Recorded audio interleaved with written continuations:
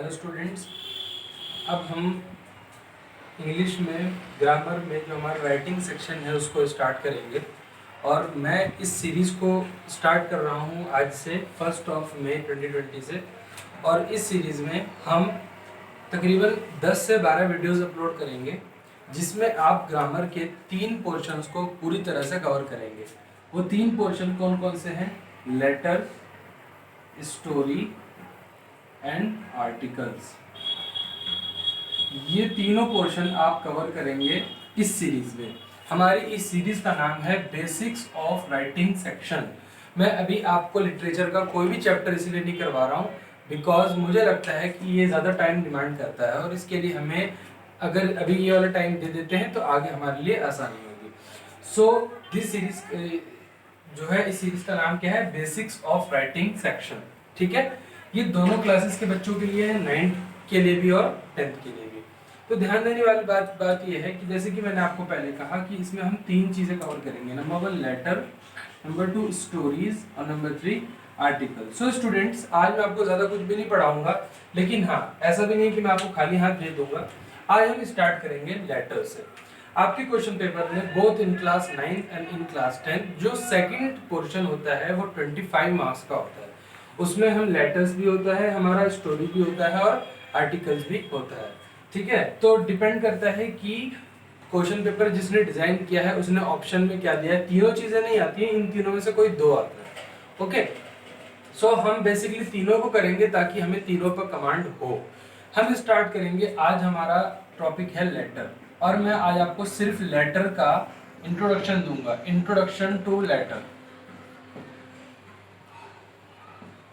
Okay, क्या हम सीखेंगे आज? लेटर। स्टूडेंट्स, आप सबको मालूम होगा, कोई नई बात नहीं है, कि letters are of 2 kinds, formal and informal, यानी कि औपचारिक और अनौपचारिक। ये सब आपको मालूम है, इसमें ये कोई नई चीज मैं आपको नहीं बता रहा हूँ।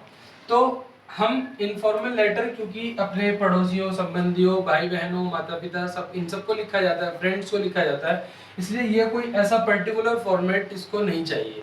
पर्टिकुलर फॉर्मेट किसको चाहिए? जो लेटर्स आप ऑफिशियल पर्पस के लिए लिख रहे हैं, जो कि फॉर्मल लेटर कहलाते हैं।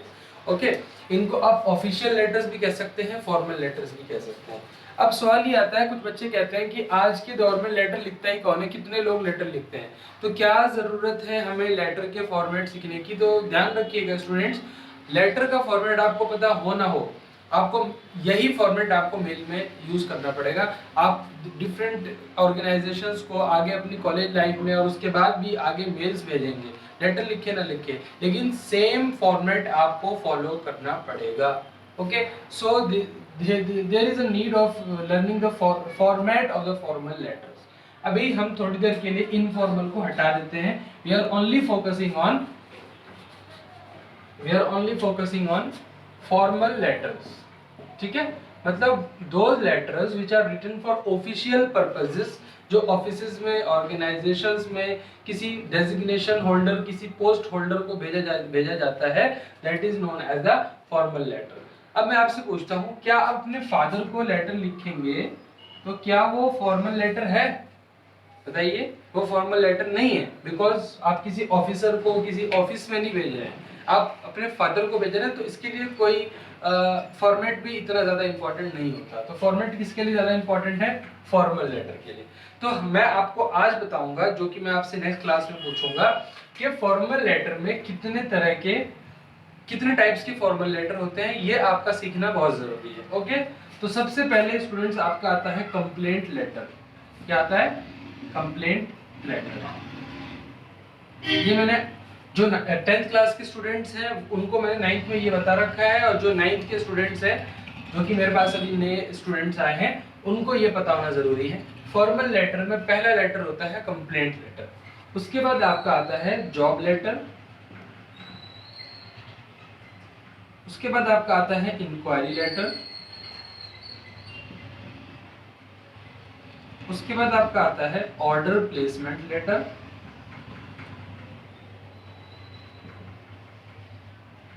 और फिफ्थ आता है, जो कि आपके सिलेबस में नहीं है, लेटर ऑफ एप्रिसिएशन। कि आपके सिलेबस में नहीं है, लेकिन मैंने फिर भी आपको बता दिया है कि ये 5 काइंड्स के आपके फॉर्मल लेटर्स होते हैं। मैं सबको एक एक करके एलेबोरेट कर देता हूँ, आपको समझा देता हूँ ताकि समझने में आसानी हो। पहला होता है कंप्लेंट लेटर, जिसमें आप किसी इशू को एड्रेस करते हुए किसी ऑफिसर को या किसी ऑफिस को आप एक लेटर लिखते हैं।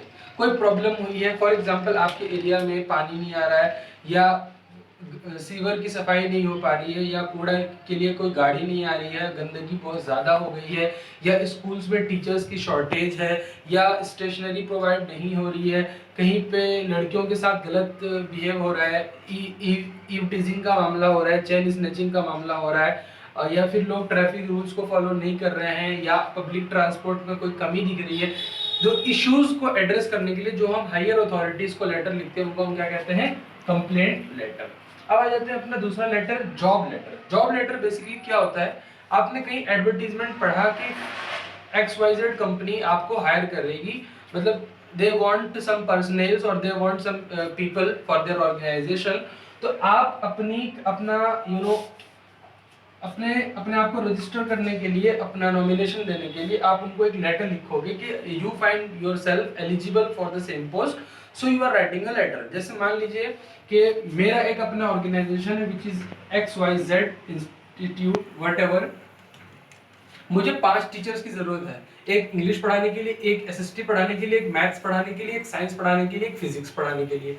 तो मैं एक बार में लिख के डाल दूंगा कि मुझे फुला टीचर्स की जरूरत है, या मैं सोशल मीडिया पे कहीं पे भी लिख के डाल दूंगा। Then you will reach me, और आप एक अच्छा सा लेटर बना करके ड्राफ्ट करके मुझे भेजेंगे कि sir I have read an article और I have read an advertisement of your institute that you are hiring 5 teachers for your prestigious institute. I find myself eligible for the post, so please hire me. आप अपनी सारी eligibility और अपना सारा और अपना जो भी आपका है सब कुछ उसमें बता करके आप अपने आप को उसके लिए एलिजिबल बताते हुए लेटर लिखेंगे, that is the job letter. Okay, third one is inquiry letter. Inquiry letter में आप किसी कोर्स के बारे में आपने पढ़ा, या कोई आपने पढ़ा कि मान लो स्पोर्ट्स आइटम मिल रहा है 50% डिस्काउंट में, या कुछ भी ऐसा पढ़ा, उसके बारे में आपको पूछना है। Inquire means to know something, पूछना, इंक्वायर करना। So when you are writing a letter inquiring something, that letter is known as inquiry letter. Okay? So part 1 में अभी हम सिर्फ इतना जानेंगे, नेक्स्ट पार्ट में मैं आपको फॉर्मेट बताऊंगा कि किस तरह से लिखा जाता है। अभी आपको ये याद रखना बहुत इंपॉर्टेंट है। इंक्वायरी लेटर, इंक्वायरी लेटर का मतलब है जिस लेटर में आप किसी चीज के लिए पूछते हैं। फॉर एग्जाम्पल आपने न्यूज़पेपर में एक एडवर्टीजमेंट पढ़ा कि XYZ इंस्टीट्यूट, मैं इसी को ले लेता हूँ, ये फ्रेंच स्पीकिंग कोर्स करा रही है 6 मंथ्स का, आपका मन है करने का, then you will write a letter to the XYZ institute, to the manager और to the director of the institute, asking some basic information regarding the course, कि कोर्स कितने टाइम का है, क्या फीस है, इवनिंग क्लासेस अवेलेबल हैं या नहीं, एक बैच में कितने बच्चे हैं, टीचर्स कितने हैं, और क्या मतलब डिस्काउंट मिल सकता है या नहीं, वो स्टडी मटेरियल प्रोवाइड किए जाते हैं या नहीं, व्हाटएवर जो भी आपको पूछना है आप पूछेंगे, that is known as the inquiry letter. The fourth and the second last one is order placement letter. For example मान लेते हैं आप एक स्कूल में स्पोर्ट्स टीचर हो, ओके, आपके स्कूल के स्पोर्ट्स सेक्शन को क्रिकेट बैट की जरूरत है, बॉल्स की जरूरत है, वॉलीबॉल की, बास्केटबॉल की, बैडमिंटन की जरूरत है। Then on the behalf of that school you will write a letter to sports shop और showroom whatever, जहां से भी आपका सामान आता है स्कूल का, वहां आप लेटर लिखेंगे place for the placement of the required items. Okay, आप एक लेटर लिखेंगे कि मुझे ये जो लिस्टेड सामान है ये मुझे इतनी इतनी क्वांटिटीज में चाहिए, that is known as the order placement letter. ठीक है, and the last one is letter of appreciation. किसी ने कोई अच्छा काम किया हो and you are appreciating through a letter, ये अभी आपके सिलेबस में नहीं है, so you have to study only 4 of them: complaint letter, job letter, inquiry letter and order placement letter. Okay, clear? So मैं एक बार और रिकैप कर देता हूँ कि आज आपने क्या सीखा। आज आपने ये सीखा कि हम एक सीरीज स्टार्ट कर रहे हैं, सीरीज का नाम है बेसिक्स ऑफ राइटिंग सेक्शन, जो कि both class 9th and class 10th के लिए है। Okay, then we will move towards particularly those topics for each class. Okay, इसमें हम 3 टॉपिक्स कवर करेंगे: letters, stories and articles. Okay, letter writing, story writing and article writing. Okay, इन तीनों में सबसे पहले हमने लेटर को चुना है। Letters are of two types, formal letters and informal letters. हमने इनफॉर्मल को बात के लिए छोड़ दिया, हम फॉर्मल के लिए पहले बात कर रहे हैं। तो फॉर्मल लेटर्स के 5 टाइप्स होते हैं, जिसमें से आपको 4 पढ़ने हैं। Complaint letter, job letter, inquiry letter, order placement letter. 9th वाले बच्चे ध्यान से सुन ले, उनके लिए complaint letter and inquiry letter first and third, यहां मैं लिख दे रहा हूं 9th, फर्स्ट एंड थर्ड, ये लेटर्स बहुत ज्यादा इंपॉर्टेंट है। इस तरह के ज्यादा 9th क्लास में आते हैं। 10th वालों के लिए मैं लिख देता हूं job letter and order placement letter, ये ज्यादा 10th वालों के लिए इंपॉर्टेंट है, ये 10th वालों के लिए ज्यादा आते हैं। Okay, letter of appreciation is not in your syllabus, so you have to study only 4 of them. Complaint letter, जहां आप किसी चीज के लिए शिकायत करते हैं। जॉब लेटर, जब आप अपनी किसी इंस्टीट्यूशन में, किसी ऑर्गेनाइजेशन में आपको जॉब चाहिए, उसके लिए आप जो लेटर लिखते हैं। इंक्वायरी लेटर में आप जो है किसी चीज के बारे में पूछते हैं, पता करते हैं। और ऑर्डर प्लेसमेंट में आप किसी सामान का ऑर्डर प्लेस करते हैं बड़ी क्वांटिटी में या एक लिस्टेड क्वांटिटी में। Okay, so this is the end of the video. आज आपको इतना ही समझना है कि these are the types of letter. In the next video, I will tell you the format which is the most acceptable format worldwide. Okay? ये format आप सीख जाएंगे तो आप लेटर भी लिखना सीख जाएंगे, मेल भी ड्राफ्ट करना सीख जाएंगे उस फॉर्मेट में जो फॉर्मेट सबसे ज्यादा एक्सेप्ट किया जाता है पूरी दुनिया में। Okay, thank you very much.